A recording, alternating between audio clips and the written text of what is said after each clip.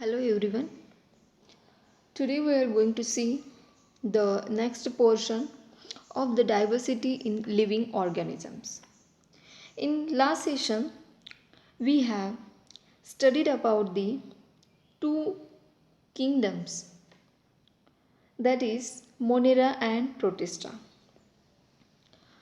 So in that we have learned about their characteristics and the categories, on what basis or on which basis they were classified. Along with that, we have studied their categories, means which type of body structure they are consisting, and they look which type of animal and plant. According to that also they were classified in case of the Protista. Today we are going to see about the fungi, and if possible we will learn about the plantae also. So today we move towards our chapter or the topic, that is the fungi. The fungi or the fungi, whatever you can call, it is a eukaryotic, and it is consisting of specific membrane bound cells and organelles and distinct nucleus. Okay, it is also multicellular, heterotrophic and immobile. Multicellular means you know that it is made up of number of cells. Heterotrophic means it's a depend on other for the food material. Immobile means it's non-motile, means it cannot move from one place to another place like other living organisms. That's why the fungi are known as immobile organisms. Next, here they prefer the warm and moist places to grow. See guys, if you have observed the fungus growth, okay, in case of might be in the rainy season, okay, in rainy season if you have observed the dummy, or you can say the wherever the moisture is lot and the you can say watery places is there, okay, and somewhat watery and the weather consisting, so in such a places you will observe the lots of a greenish portion or different colored part of a plant will be grown in particular or the specific region. So such a regions are consisting nothing but the fungi. So the fungi or the fungi is mostly grow at the places where the warm and the moist area is there. Okay, it's consisting the cell wall, and its a structure you can see the in the image there are the number of different types of the fungal, is it? So these are actually in the form of a plants you can see in the nature. Okay, these are the, for example, like a mushrooms, you can see different types of the classes of the mushrooms I have. The structure of the fungi is most fungi grow as a hyphae. So most of the fungal grow as a hyphae, means it's nothing but a multicellular filament or tube like structure. Okay, so with the help of that only it can grow continuously. Next, its a cell is made up of a chitin. Chitin is a one complex substance, for example like polysaccharide, okay, or you can also call it as a cellulose. Okay, we know that our plants are consisting of a cell wall, and that cell wall is very tough. Why? Because it consisting or it is a made up of a cellulose, is it?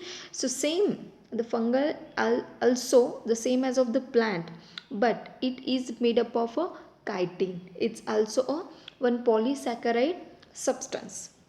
Next, polysaccharide means a number of glucose molecule chains. Okay, those are made up of lots of a number of molecule chains.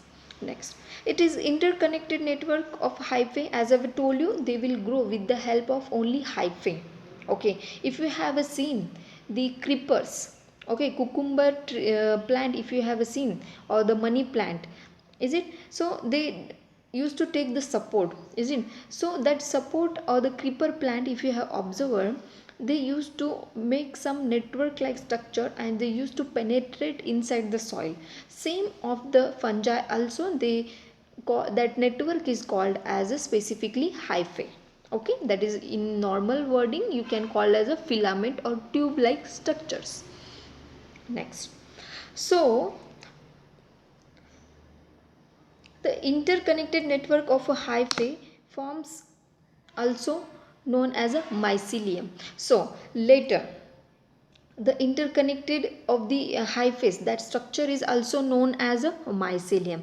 So what is mean by the mycelium now? It is a branch like structure in a network. Okay, so it is actually found at the root of traces. Next, again the mycelium or the fungi is the fungal cell is consisting of mitochondria, vacuoles, ribosomes, nucleus, endoplasmic reticulum and plasma membrane and Golgi apparatus. So see, so this is consisting of this much of cell organelles inside the fungal cells. Next, the next portion is that in this the how the reproduction takes place in them. Okay, so the reproduction, how it takes place? By the help of a spores. The spores are actually the lightweight in structure. Okay, or lightweight in structure means it can flow very easily. It can flow in the nature very easily from one place to another place. It means that for example, like I can give, if you have learned the reproductive system in the plants, okay, the about the pollen grains, hope you have learned these terms or the things in the 7th standard, is it? So you have learned, might be seen, the pollen grains used to be float through the ear, okay, and go and sit on the female plant part, is it? So then only the reproduction takes place. It means about the fungi also, the spores acting as a pollen grains in them, and it can be flowed from one place to another place because it is in a light weight. Next, it is also called as a seeds, is it? As I have told you, the pollen grains are nothing but act as a seeds and small particles ejected from reproductive organs. Means whatever the reproductive organ of that fungal is there, they used to be produce the spores. Okay, that spores will get move from one place to another place with the help of a air, that may be water, that may be any type of a barrier. Okay, next, which are capable of giving rise to a new organism. So actually the spores are actually helps in the synthesis of a new fungal product. Getting? Same as of the pollen grains used to give a new flower. Next, the reproduction by the mycelium fragments. So through the mycelium fragment, the mycelium separates into the pieces. So as I have told you, mycelium is actually a network of a interconnected hyphae, is it? So whenever it will get cut down, the the cut portion will be moved to the another place. Again it will emerge inside the soil. The new N1 fungal will be produced on the other side. Okay, next, which turns form a new one. Same as I told you, spores, whenever it will move from one place to another place, the new fungal will be produced. Same, if the mycelium fragment will be get cut down in a small pieces, that small pieces whenever will get spread or any other places, at that time it will give rise to a new one fungal. Next, so there are some processes, that is a budding and sexual reproduction. So budding is one asexual reproduction. In this case, how the fungi involved, that we have to see with the help of a budding how the reproduction or the reproduction takes place in the fungal. So actually the budding is a asexual reproduction. It means that asexual reproduction means it consisting of only one parent. Okay, so that is a new organism develops and remains attached to parent organisms. Once grow get attached, so see, sorry, detached. So what happens, suppose one organism is there, okay, or you can take one example of one small plant is there, okay. If it is consisting of stem and leaves, only 2-3 leaves are there initially, okay. After some time that leaf will get fallen down, is it? After some time, if some maturation has taken place in that plant and that leaf has get fallen down. So in case of a fungal also same thing happens. If the fungi is consisting of some projections on their body, for example as I have given a leaf in case of the plant, is it same, the some projections will come on the body of the fungal, then after some time it will get detached, getting, it will get cut down from the parent plant. It means that new young one will be going to be produced as a one more parent. Means see, if the one fungal is consisting one projection on their body, after some time it will get cut down. That cut mm, that cut down region will again produce as a new fungi. So that's why it is known as a new one will be produced by the budding processes. So how the actually the budding process, it is a developing of new organisms and remains attached to parent organisms. Once it grows it will get detached from the parent plant. Next, what is the sexual reproduction in the plant in the fungi? It is meant with itself. So what happened in the sexual reproduction of the fungi, they used to be met itself only, means in themselves only they used to mate and with same gametes and sometimes with a different individuals. So in them the sexual reproduction takes place by the three processes. First one, in two processes. First one, they will mate themselves in them, means the same kind of gametes come together to form a new young one, or sometimes with the different types of the fungal they used to be met and produce a new young one. This is actually done in them through the asexual reproduction. The asexual reproduction done by the spores, by the mycelium fragment and the budding. Next, sexual reproduction is done by the mating of a same gametes and different gametes with each other.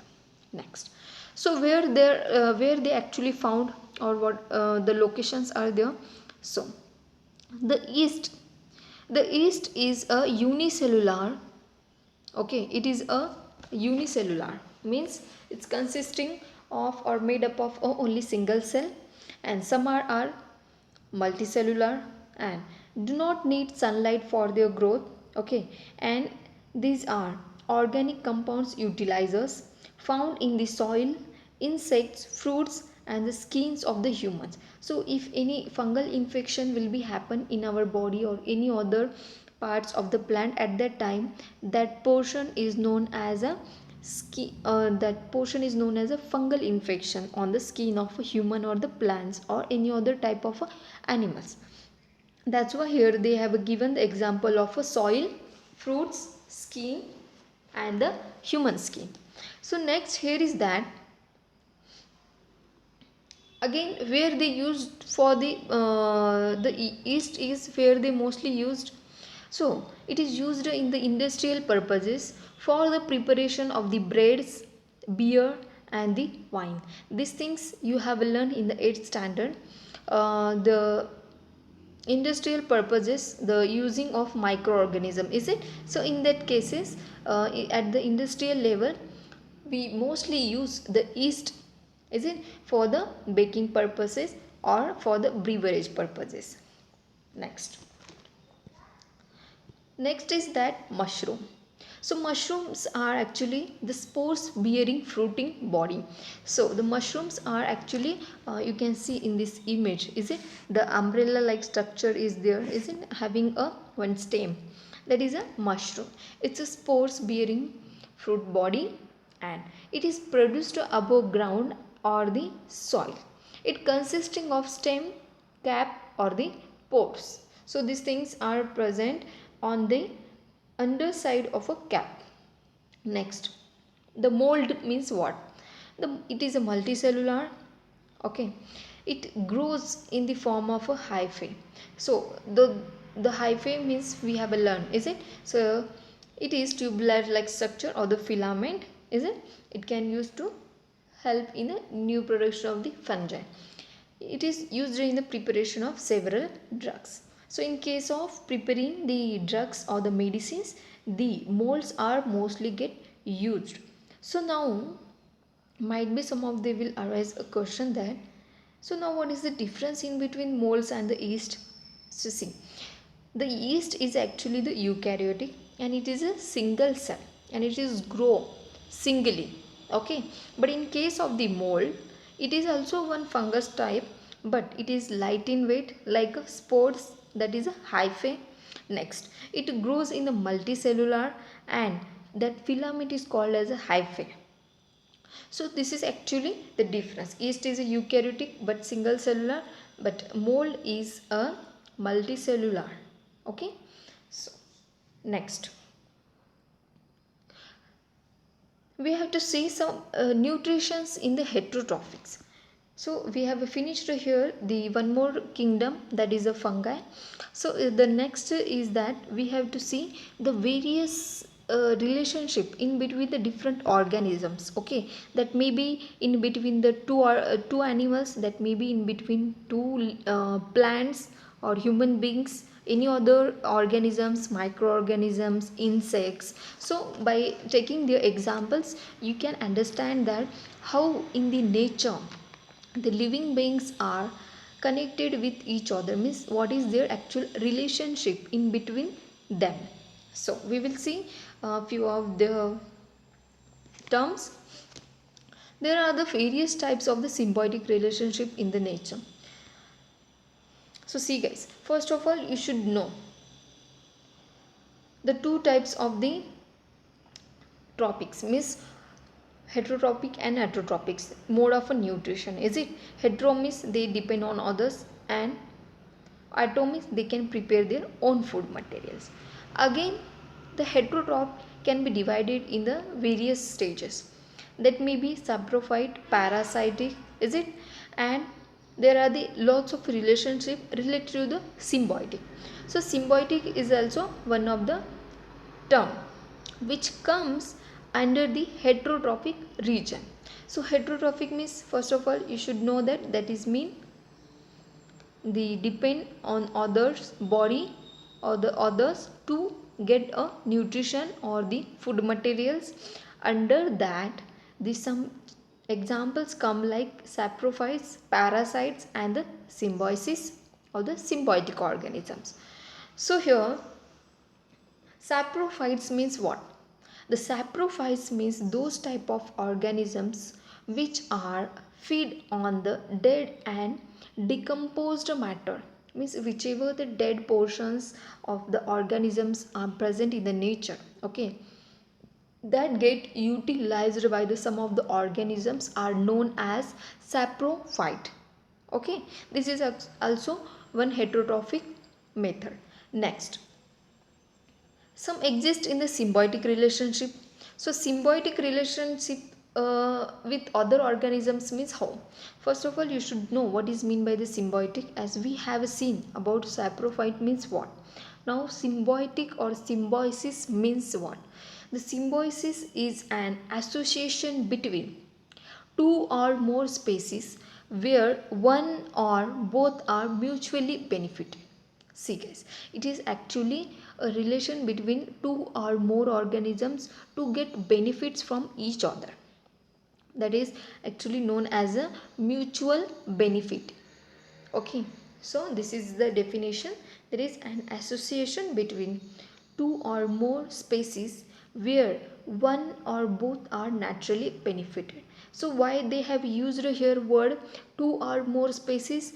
Species means it may be any type of a plant, it may be any type of animals, okay, or any type of a microorganisms or insects. That's why here the word came as a species. Next, so there are say various symbiotic relationship.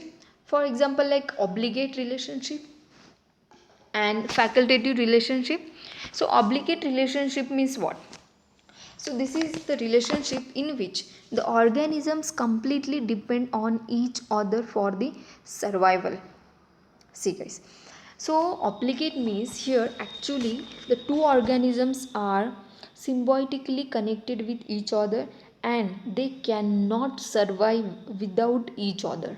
See, it means that they depend on each other only.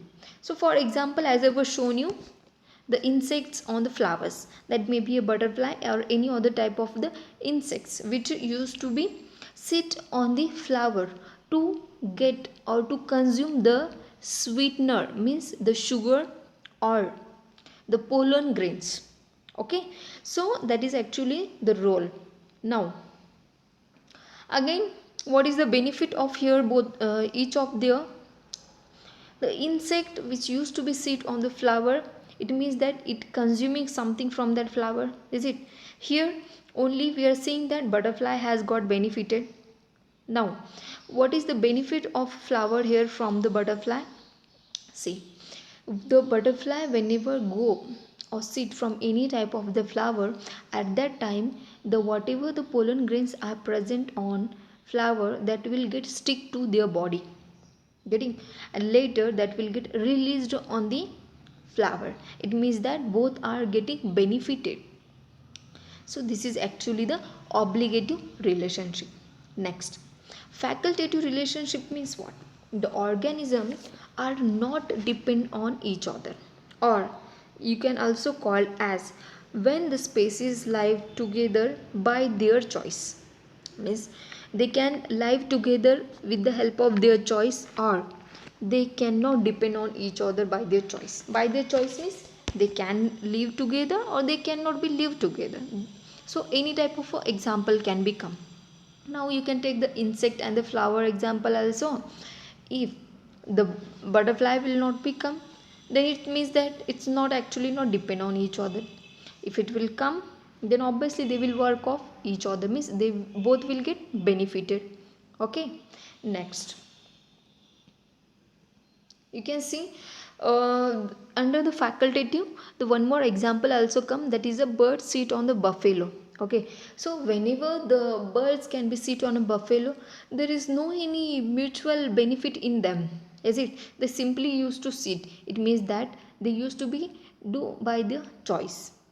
This is actually the facultative. Next, ectosymbiotic and endosymbiosis. So for that purpose, you first know that what is mean by ecto and what is mean by the endo. Now, ecto means inside, okay, endo means outside. Okay, the organisms which live on the other body. Okay, the organisms which lives on other body, those or such a type of organisms are called as a, or such a type of organisms get symbiotic relationship in them are known as ectosymbiosis. Okay, and the organisms which lives inside the other's body, it means that one of only they getting the benefited here, means in endosymbiosis what happening actually, the organisms which are entering inside the living body, it means that they are getting a body or the nutrition from the live body, is it? But the live body is not benefited, not getting any benefit from the other external organism. For example, I can give parasite, means mosquito. If mosquito will sit on the skin of a human being, is it, or any other organism, at that time it will only suck the blood, is it? But if the blood is sucking by that mosquito, is there any benefit of a human being? Actually we are getting harmful from them, is it? So this is known as a endosymbiosis, means outside or on the body of human being or any other organisms, the any other living type of organism will sit, they used to get benefited and we will get harm. It means only the single person is getting benefited. Got it? Next, now one more example is that E. coli. E. coli are sometimes it's a very good type of, or some of they are harmful for our body. So for your kind information, one extra knowledge for you, that in our intestine, in our stomach, some microorganisms are present like a E. coli. The E. coli which helps in our body for the different purposes, but those are actually not harmful, those are harmless. If instead of E. coli any other type of E. coli will be present which harms our body, at that time it will create poisoning in our body. Whatever the nutrition are present in our body, that will get by the E. coli. If those are not harmful, it means that those benefited for us, is it? It means they are helping us in other ways and they are also getting benefits from our body, that is getting a nutrition. This is actually the endosymbiosis relationship.